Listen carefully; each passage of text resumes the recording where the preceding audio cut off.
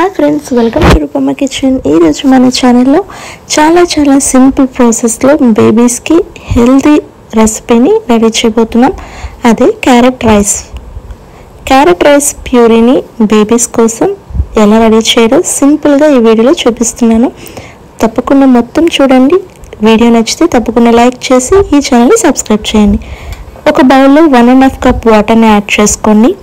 Water మరుగుతూ ఉన్నప్పుడు carrot తురుముని బౌల్లో add చేసుకోండి. నేను ఇక్కడ 1/2 కప్ క్యారెట్ తురుముని యాడ్ చేశాను. 1.5 కప్ వాటర్లో 1/2 కప్ క్యారెట్ తురుముని యాడ్ చేశాను.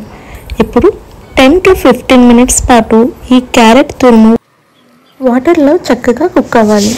మీరు కావాలి అంటే చిన్న పీసెస్లా కట్ చేసుకొని ఉడకపెట్టుకోవచ్చు, కానీ కుక్కర్లో పెట్టుకుంటే చాలా బెటర్. కుక్కర్లో మెత్తగా ఉడికేంతసేపు పెట్టుకోండి. లేదు అనుకుంటే క్యారెట్ని తురిమి ఈ విధంగా 10 to 15 మినిట్స్ పాటు సపరేట్గా కుక్ చేసుకోండి. ఈ విధంగా కుక్ అయిన తర్వాత మరో 1/2 కప్ వాటర్ని యాడ్ చేయండి. ఇప్పుడు 1 స్పూన్ రైస్ ఫ్లోర్ని, అంటే బియ్యం రవ్వ అండి, ఇది బియ్యంని నానబెట్టి ఎండపెట్టి ఫ్రై చేసుకొని పౌడర్లా చేసుకున్నదనమాట.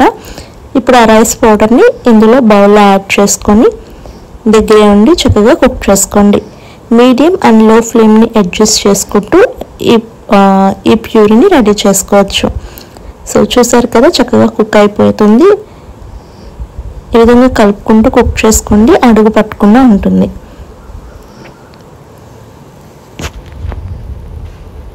సో ఈ వీడియో ఎవరికైనా యూస్ఫుల్ అయితే తప్పకుండా వారికి షేర్ చేయండి. దగ్గరే ఉండి కుక్ చేసుకోండి, ఎక్కువ టైం పట్టదు. మనం రైస్ని పౌడర్లా చేసి, అంటే వాటిని ప్రాసెస్ మీకు కావాలంటే మరొక వీడియో చేస్తాను. మీకు ఎవరికైనా యూస్ఫుల్ అవుతుంది, కావాలి వీడియో అనుకుంటే కామెంట్ చేయండి.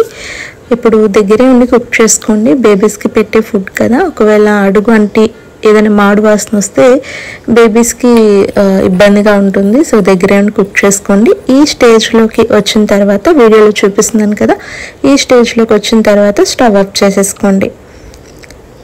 చేసేసుకోండి. మీ బేబీస్ 8 months ప్లస్ అయితే ఈ విధంగానే మీరు కూల్ అయిన తర్వాత ఫీడ్ చేసేయచ్చు. లేదు అనుకుంటే మిక్సీ పట్టుకోవాలండి. ఈ ప్రాసెస్ మీకు చూపిస్తున్నాను.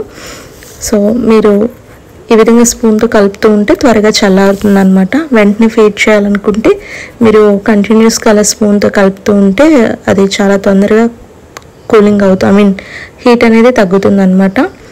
సో ఈ విధంగా కుక్ అయిన తర్వాత స్టవ్ ఆఫ్ చేసేయండి. పూర్తిగా చల్లారనివ్వండి. మరీ పూర్తిగా చల్లారిపోవసరం లేదు, లైట్గా గోరువెచ్చగా ఉంటే సరిపోతుంది. సో ఒక 5 minutes పాటు దీన్ని సపరేట్ పక్కన పెట్టేద్దాం, చక్కగా కూల్ అవనిద్దాం.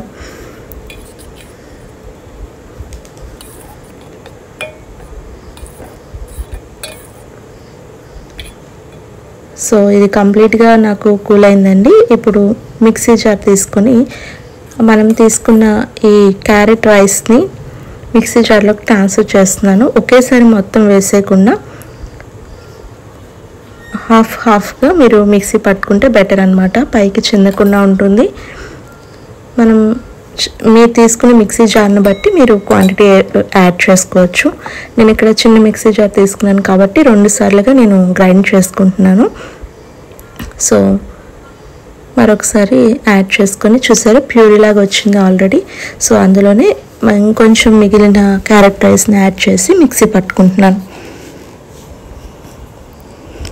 జస్ట్ 1 or 2 pulses ఇస్తే సరిపోతుందండి.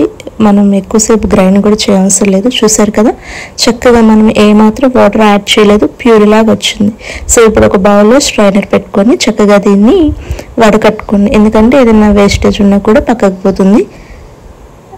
ఏదైనా కూడా బేబీస్కి పెట్టే ఫుడ్ కాబట్టి కొంచెం ఇలా టేక్ కేర్ చేసుకుంటే ప్రాబ్లం ఏముండదు.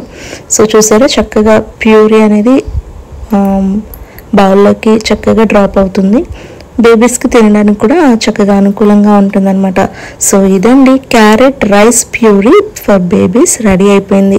హెల్తీగా, సింపుల్గా, త్వరగా కుక్ అయిపోవడానికి ఇది మంచి ప్రాసెస్ అనమాట.